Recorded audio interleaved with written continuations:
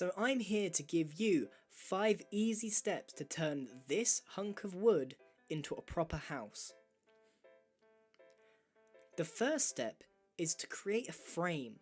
Now, this sounds very easy, and you will be tempted to make your frame within the wall itself. This is an instant mistake. You want to make your frame a block diagonal to the corner of your house.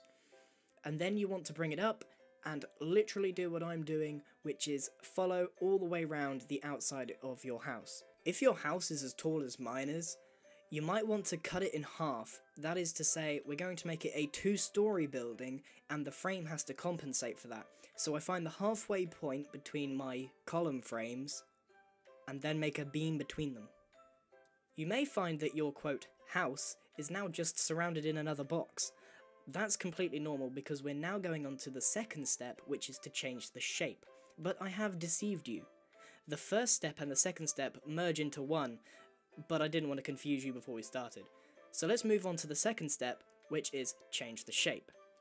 Now, one thing that you can do to completely make your builds better every time is give it a creative shape. If it's just a box, it's never going to look good. Never. Even if you had the most detailed box on the planet, it will still look bad. You need a bit of creativity in your shape. So what I'm going to do is knock out a corner and make a little balcony. And I'm also going to make the house extend forward and have a reception room and door.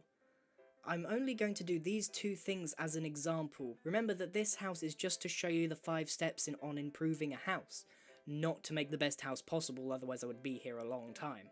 So extend your frame forwards however many blocks you want it to be. It's easier to visualize the shape of the house, and obviously I can't do that for you, you have to do that.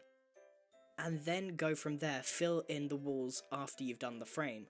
That's what I mean by step 1 and step 2 come hand in hand, because you need to create the frame as you do the shape. So we finish up putting the wall on the inside of the frame. We then have a fairly good looking shape for a house. It's not the best, but it will do for the purposes of this video. I'm then just going to take some fence and put it around the balcony, just so I get that out of the way. And now we're moving on to the third step, which is arguably the most important one, the roof. No building ever has looked good with no roof. It is very, very important. The technique I'm going to be using is one that works for very thin buildings. That is not to say that this will work for every single one. When I say the third step is the roof, I do not mean just copy what I'm doing. You need to come up with a roof that suits your house. I'm just using one that I think will suit this house.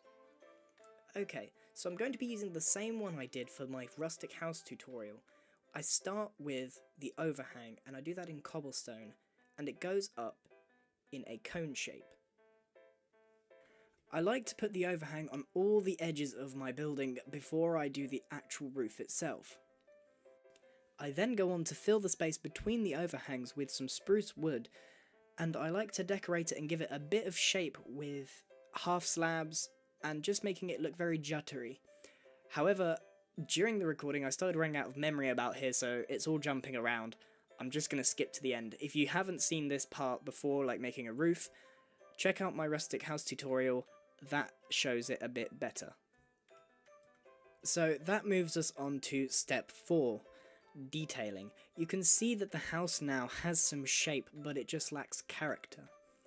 I'm just going to do a couple of very simple things to make the house look a bit more interesting. I'm going to be adding windows, and I'm going to be adding a bit of wall decoration. So I'm just going to hit some random holes into the middle of each segment of wall and just put in a window. And then to the side I'm going to be adding a couple of fence blocks just to give it a little bit of depth and a bit of texture. Nothing special here. You literally repeat this process for every single segment, and eventually the whole house will be detailed. It's completely up to you what you choose to detail it with. I just chose fence and glass because I felt like it. You can choose stairs and half slab. It's completely up to you. Now, for the most part, except for the interior, which, as always, I will leave up to you, the house is pretty much finished.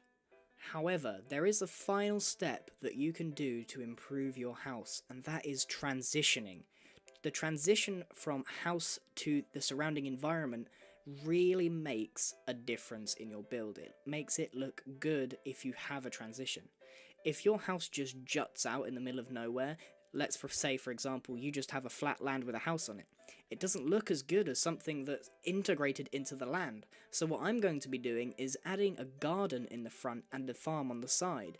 It really looks like the house is spread out along the floor, not just sticking up out of the ground. After I've planted all my carrots in the ground, I'm then just going to turn my attention to the doorway, give it a little detail over the top, and call it finished. And there we go.